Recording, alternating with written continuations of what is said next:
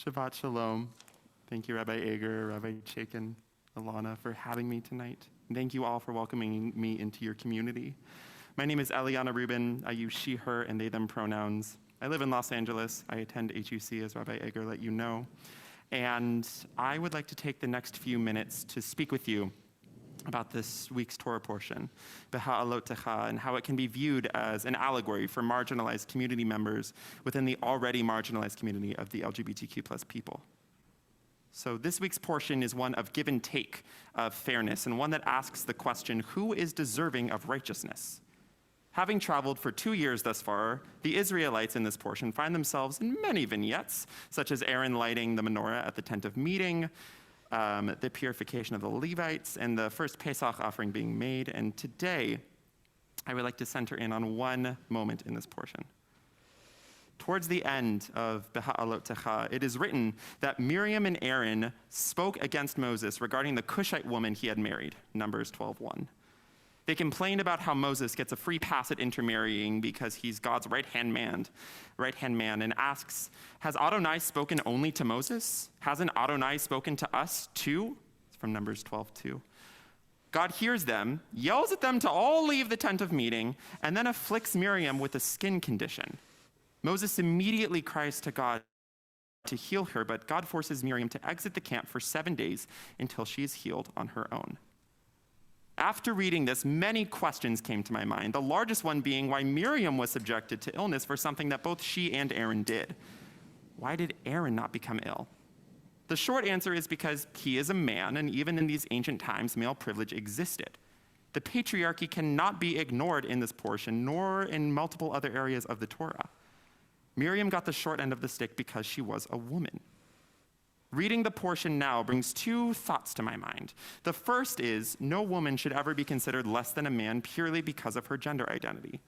The second is, Miriam was afflicted because she was seen as a woman in the eyes of God. Now, these two thoughts are a little bit conflicting for me because as a trans woman, I want to be seen as a woman in the eyes of everyone, including God, but that would mean that I would lose my male privilege. Why do I want to get rid of something that aids me in so many areas of my life? I've always been one to play with my gender expression, albeit in small ways, and gender expression differs from gender identity. One's gender identity is how we feel on the inside. I feel more like a woman than I do a man, but I was assigned the sex of male at birth, so I identify as a trans woman. My gender identity does not prescribe my gender expression or the way I outwardly present myself. Men can wear dresses and women can wear suits. Now, from a very early age, I showed signs of gender nonconformity. Once, my mom came to pick me up from preschool, and I was sitting in a chair, reading a book, dressed in a very, very pretty Cinderella gown. As the years went by, I continued to be attracted to presenting femininely, but not acting on it as much as I would have liked. Flash forward to the summer of 2018, I got a job teaching theater at the URJ 6 Points Creative Arts Academy, or CAA, which is a summer camp that specializes in the arts. During staff training, we had a session from Keshet, which is an organization that helps to educate folks on LGBTQ plus inclusion, information, and activism through a Jewish lens. And at this session, I learned about the term cisgender, which is where one's gender identity aligns with the sex that they were assigned at birth. The following day, we were participating in another staff training session, and at this one, we were given name tags and instructed to write down our names and pronouns. At the time, I was still using my birth name and he, him pronouns, but when I stuck it onto my chest, something inside of me shifted. I took the name tag off, I looked at it, and underneath he, him, I wrote in smaller letters, they, them. That summer, I came out as non-binary, which means that I didn't fall within the gender binary. Because I was at CAA, I thought a lot about how gender and Judaism intermix. A prime example is actually in the very beginning of the Torah. In the portion Bereshit, it is said, male and female, God created them, from Genesis 1:27 and 28. Now, there are two ways that come to mind on how we can interpret this. One way is to say that God created male and female, but another way is to say that a male and female God, or a gender-fluid God, created them, two non-binary people. Ben Bagbag, a rabbinic sage, said, turn it and turn it, for everything is in it, from Pirkei Avot chapter 5. We must continue to let our ideas change. My gender identity continued to change, going from non-binary to trans femme, which means that I identified as more feminine than masculine, and I started to use she, her pronouns alongside they, them pronouns. I came to terms with my identity as a trans woman in March of 2020, letting people know of my chosen name, Eliana. It is here where I began to realize that to be my true self, I would have to shed parts of me that were consciously and unconsciously aiding me in my existence. My male privilege helped me to not be catcalled on streets or to be paid less than my male coworkers. Me wanting to shed these parts of myself does not mean I believe it's good for women and femme-presenting people to be affected by these situations. There's still things that we have to fight for. Now, I've struggled internally with this for a while.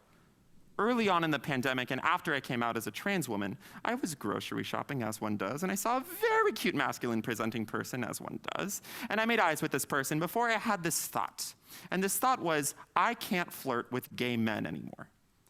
Now, I don't know this person's gender identity or their sexual orientation, but this sudden realization that the people that I have dated and been attracted to all of my life, queer men, were no longer the only people that I would date surprised me. It also helped me to continue to come face to face with my own internalized homophobia. Just because a man is effeminate doesn't mean he's gay. Gender expression doesn't equal gender identity. However, to a stranger on the street, I will more likely than not be perceived as a man due to a number of factors, one of which is the shape of my face.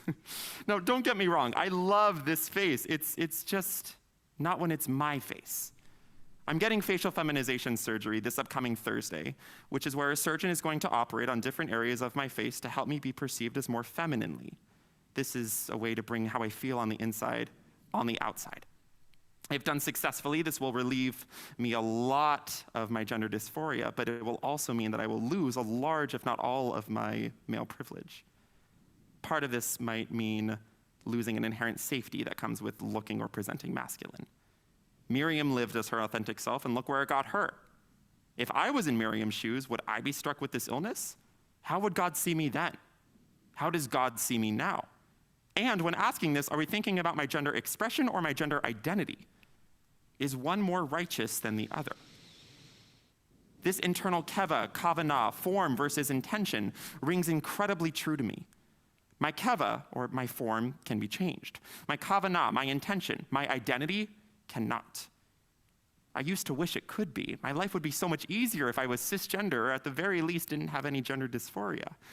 But alas, we don't choose these things. I now thank God for blessing me with my transgender identity. I wouldn't be me without it. One of the areas I call upon for strength are the people I surround myself with. I feel incredibly grateful when my cisgender allies stick up for their transgender peers and strangers, whether that means calling out a transphobic comment or adding their pronouns into their Zoom name. They don't really have anything to lose except for clout. Looking back at this portion, Aaron, for the most part, had nothing to lose by asking Moses to speak with God about Miriam. Now, a point of intrigue here is that Miriam was afflicted because she and Aaron were complaining about how God talks mostly to Moses, and they voiced how God also speaks to them, right? But in the face of adversity, Aaron turns his back on himself, speaking to Moses as a middleman to communicate with God. When those around us need help, we must use the privilege we have to aid them. Aaron was scared, and perhaps rightfully so, due to past experiences about what would happen if he spoke up, but that doesn't mean that he could afford to be afraid and to act on that fear. We can't afford to act on our fear anymore. There is too much injustice in the world for us to let us hide behind it. I want to leave you with one more thought. Beha'aloteha ends with the camp waiting for Miriam to return, and only then do they continue to wander through the desert. They do not leave her behind. Taking the fact that she is the sister of God's spokesperson out of the equation, they do not give up on one of their own. We cannot give up on any of our own. Pride Month is almost here, and then like the blink of a child's eye, it will be gone, and we will realize that there are moments that were meant to be savored. Savor our pride. Let it grow beyond the 30 days it's publicized. As we continue our wandering, do not forget why we do so. One step at a time. Shabbat shalom. Shabbat shalom. Shabbat shalom. Eliana, thank you for that powerful, powerful words of inspiration and hope And we wish you in advance healing and blessing as you bring your inside, outside this coming week. And we are so proud of the leader that you are and are within our community. Shabbat shalom. Shabbat Thank shalom. you so much. Well, I'm